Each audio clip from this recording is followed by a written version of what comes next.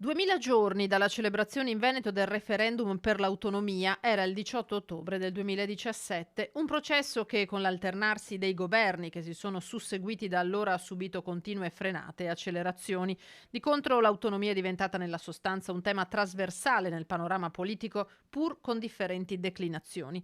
Rimane per la Lega e per il presidente del Veneto Luca Zaia l'obiettivo principe da centrare a breve. Beh, si va avanti, domani infatti che sono 2000 giorni faremo un convegno col ministro Calderoli e il sindaco Rucco a Vicenza e un bilancio che possiamo dire è che è stato quello di avere oggi imposto la definizione dei livelli essenziali delle prestazioni in finanziaria.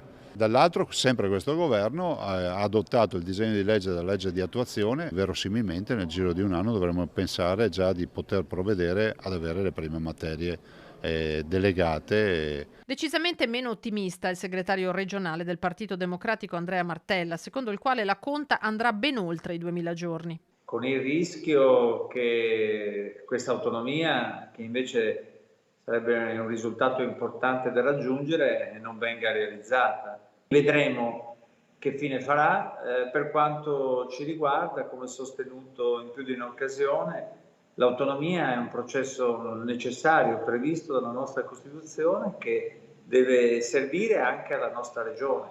Per realizzarla bisognerebbe farla in maniera seria, partendo da alcune materie e escludendone altre come la scuola o la sanità, che invece rischierebbero di aumentare le differenze nel nostro Paese.